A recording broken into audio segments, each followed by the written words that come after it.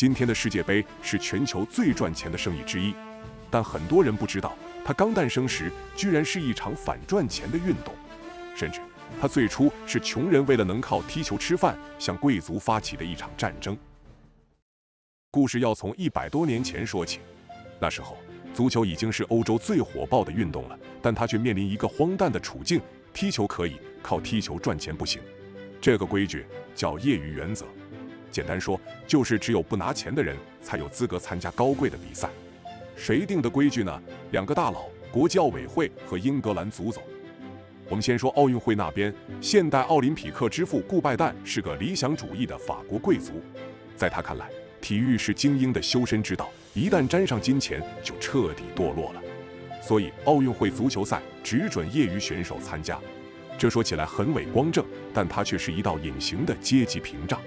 那些含着金汤匙出生的贵族少爷，当然可以不计回报的踢球，但对于一个产业工人来说，脱产去参加一次集训或比赛，就意味着家里要彻底断粮挨饿。奥运会一边用业余原则把平民出身的职业球员挡在门外，一边又心安理得地享受着足球带来的巨额票房。1924年巴黎奥运会，足球比赛6万观众涌入赛场，门票收入占到整个奥运会总收入的1/3。我赚我的钱，你踢你的球，但你不能靠踢球赚钱，这就是典型的伪善双标。而在现代足球的发源地英国，情况更复杂，也更虚伪。19世纪工业革命之后，大量工人开始接触足球。英格兰北方那些工厂城市里，足球迅速爆火，工人们白天上班，晚上踢球，踢得越来越猛。很快，一个尴尬的问题出现了：贵族球队开始踢不过工人球队了。原因也很简单，贵族老爷们生活丰富多彩，每周踢2脚球，更多时候还是在社交。工人们可不一样，他们没什么娱乐，就是练球，下班练，周末练，吃完饭练。为了赢球，一些工厂老板开始给踢得好的球员发钱，金额甚至超过了工资。就这样，职业球员开始出现了。消息传到英格兰足总，老绅士们瞬间就炸了，他们觉得这是对足球精神的污染。一群贵族老头坐在会议室里，拍着桌子怒斥：足球怎么能谈钱呢？可问题是，说这话的人本来就不缺钱。于是特别魔幻的一幕出现了，贵族们一边强调足球要纯洁，一边被越来越多工人球队狠狠摩擦。尤其1883年，来自英格兰北方工人阶层的布莱克本队夺得足总杯后，整个英国足球圈都震动了。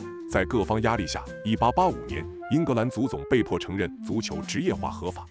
但尽管如此，他们仍然打心眼里瞧不起靠踢球吃饭的工人阶级，想方设法地对球员的工资转会做出限制。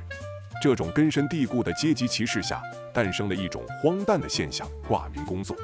俱乐部想买好球员踢球，但足总对职业球员的限制十分苛刻。怎么办呢？老板就利用关系，给球员在附近的工厂或酒吧安排一个酒保或销售员的闲职。球员根本不用上班，每天照常训练比赛，每周却从这份工作里领到一笔丰厚的薪水。这钱表面上是工厂的工资，实际上就是踢球的报酬。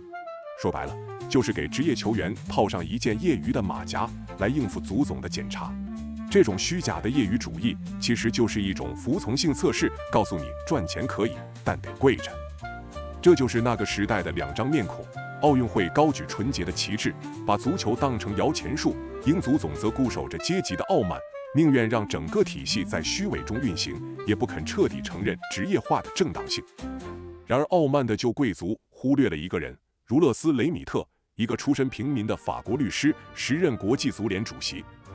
雷米特是个杂货店主的儿子，从小在巴黎街头踢着球长大。他靠着勤工俭学读完法律，成了一名律师。24岁那年，他在巴黎创办了一家体育俱乐部，取名红星。从成立第一天起就立下规矩，会员不分阶级，一律平等。他不是什么革命家，但他骨子里刻着一种朴素的信念：足球不该被贵族垄断。他毕生追求的不是让足球赚大钱，而是让踢球的人不论贫富贵贱，都能靠踢球站着把钱挣了。为了实现这个理想，1921年起，雷米特四处奔走。他试图说服国际奥委会放开职业球员参赛，但每一次都被拒之门外。奥委会的精英们宁愿要一个自己说了算但水平2流的纯洁比赛，也不愿要一个水平顶尖但权力旁落的职业足球。1925年，顾拜旦退休，新上任的主席拉图尔是个极度保守的贵族，他一上台就开始疯狂清洗奥运会里的职业成分。1926年，奥委会通过了一项极具针对性的严苛新规，所有参加奥运会的选手不仅不能拿比赛奖金，连参加集训期间的误工费也绝对不准拿。在当时的环境下，这等于给足球职业化判了死刑。既然就贵族们把桌子掀了，那雷米特只能自己扯起大旗。1928年，雷米特顶着全欧洲老钱贵族的冷嘲热讽宣布，国际足联要办一个属于全世界不分出身，允许职业球员参赛的锦标赛——世界杯。雷米特创办世界杯的动机是为了赚大钱吗？真不是，他是为了给职业足球搭一个平台，为了让那些靠流汗换面包的穷人孩子也能够光明正大的靠踢球吃饱饭。但这桩改变人类历史的创业项目，在起步阶段简直是一个惨淡的草台班子。1930年，第一届世界杯开幕前夕，恰逢席卷全球的大萧条爆发，全欧洲的精英阶层都在看雷米特的笑话，英国足总甚至直接傲慢地拒绝参赛。更糟糕的是，第一届世界杯放在了远在南美的乌拉圭，在那个年代，欧洲球队去一趟南美需要坐大半个月的跨洋邮轮，高昂的路费和漫长的停工期让欧洲的工人球员望而却步。雷米特几乎是用尽了自己一生的私人关系去死缠烂打，他像个销售员一样上门推销，连哄带骗，最后终于拉上了法国、比利时、罗马尼亚、南斯拉夫等4支欧洲球队。雷米特和他们挤在一条名叫绿爵士号的游轮上，颠簸了大半个月才摇晃到乌拉圭。一路上，他把精心设计的奖杯抱在怀里。那时候没人知道，这个小金杯后来会变成全世界最值钱的体育 IP 之一。1930年7月，首届世界杯在乌拉圭蒙德维利亚开幕，总共13支球队参赛，大部分来自美洲。由于诸多欧洲球队的缺席，这届世界杯的竞技格局难免有些寒酸。因为完全没有商业变现的想象力，第一届世界杯的财务架构在今天看来甚至有些慈善的愚蠢。为了求大家来玩，东道主乌拉圭承担了所有参赛球队的差旅费和食宿费，甚至为了比赛连夜突击修建了一座球场。而当时的门票收入大头全分给了乌拉圭和参赛的成员国，国际足联自己只拿了一点点微薄的行政规费，用来维持总部的日常开销。当时其实已经有了无线电广播和早期的电影纪录片，但雷米特根本没有版权费和无形资产变现的概念。在他看来，只要电台肯播，能帮职业足球做宣传，全都是免费送，甚至倒贴都可以。